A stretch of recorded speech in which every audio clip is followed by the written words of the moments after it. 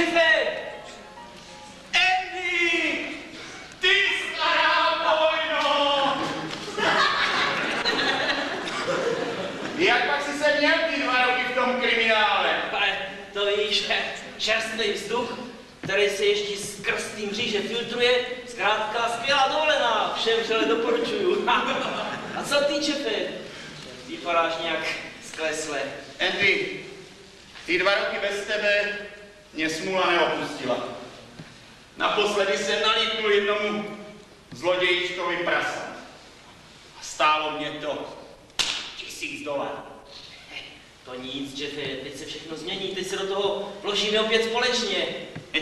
A právě proto na tebe, Andy, čekám. Hele, od jedného parťáka jsem se dozvěděl, že se nejvíc dá vydělat na únosu dítěte bohatým rodičům.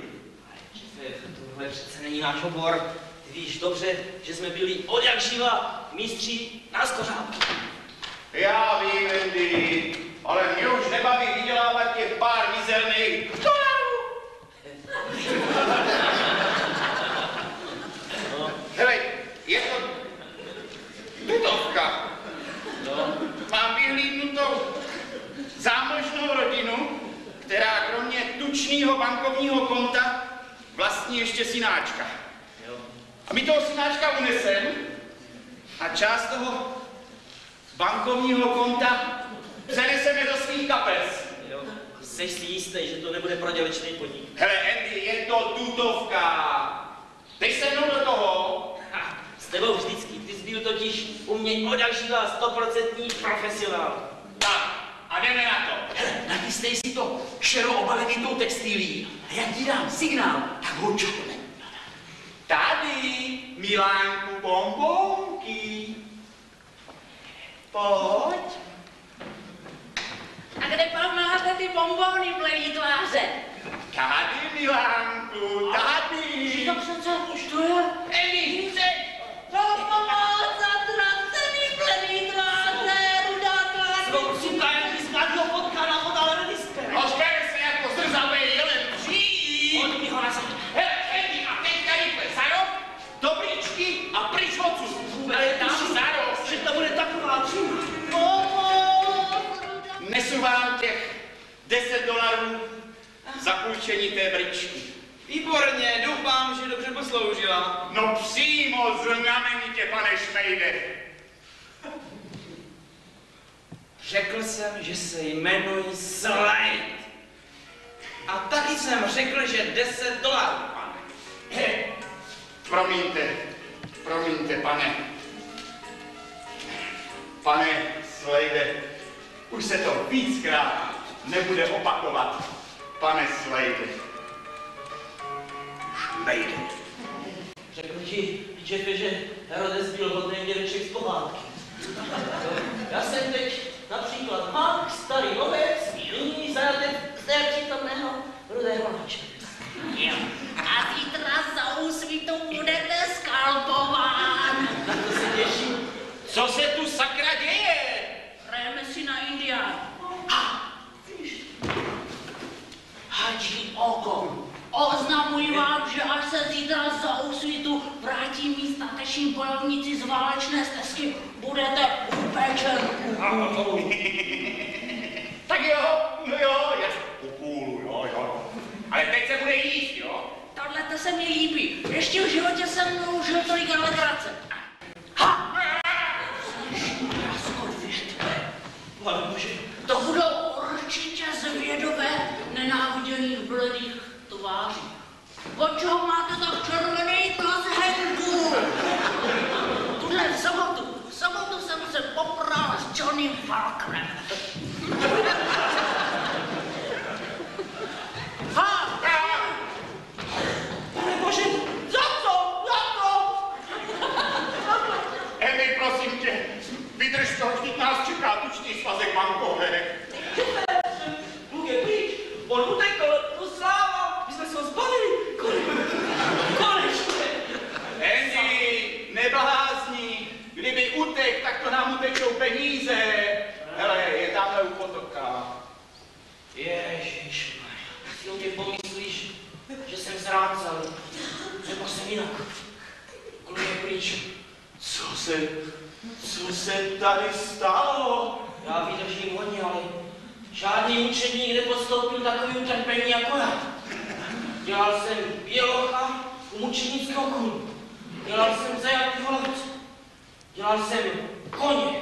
Vezl jsem ho 6 kilometrů na hřbetě lesem a nesl do centrum. Když jsme šefe dojeli, tak mi dal žádný oves. Ubohejho. Ježišmarja, kde vzal oves? Jako náhodou mi dal žádný písek. Já ti rád vyničit mýho kamaráda. Ten nepodpadne. Znáte tanec kolem učenického kůlu? Ne, já vás naučím. Andy, starý mraku, pojď mi pomoct. Pánové, dostal jsem poštou váš ctěný dopis ve věci výkupného, které žádáte za navrácení mého syna. Myslím, že vaše požadavky jsou trošku přehnané. Činím vám tímto protinabídku, kterou asi určitě přijmete. Přivedete-li mi Johnnyho domů a na místě mi vyplatíte $250, tak já vám slibuji, že vám od něho pomůžu. Ale měli byste přijít raději v noci. Nemohu totiž ručit za sousedy, kteří by vám mohli něco ošklivého provést, kdyby se dozvěděli, že kluk je zase doma.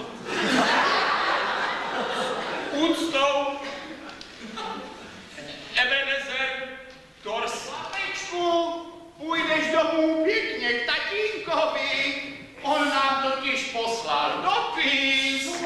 Domů, ale to je zrada. No kde je vaše slovo, bledý tváře? Chlapče, buď hodný, roztobil chlapečku. No, půjdeš tam pěkně. Ne, já zůstanu tady s vámi, velmi táboře. Ale my už tady nebudeme, my se stěhujeme. Černý stranou jsme srůbí a hodně. Západ bábu. Prosím tě, kamínek do pana Roxeta. Jo, kamínek. Tady zrovna jeden leží. Ukáž. A do kterého okna ho mám hodnout? Musíte na to odejít. Maminko, Johnny se nám vrátil. Ahoj, taky. Nazdar, synku.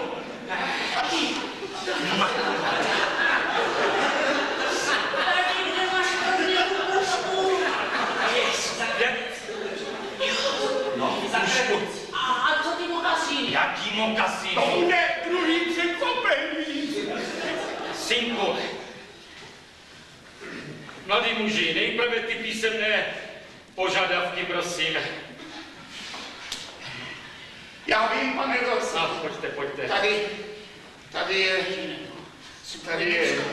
50, 100, 150, 200, $250. Ano, $250, ano, výborně. Tak, chlapče, pojď za mnou, pojď. Tak jsem se tě zeptat. No, prosím. No, mají ty mokasíny takový ty červený řemínky, jo? No jistě, a já jsem to ještě, chlapče, pro tebe vymyslel takto. Na levé mokasíně budeš mít zelené, na pravé červené, aby se ti to nepletlo, chlapečku můj. Ale tě zrada pomohl, Pane Roxeta, jak dlouho už tak dokážeš udržet? Už nemám tu sílu jako za mlada, ale troufám si říct,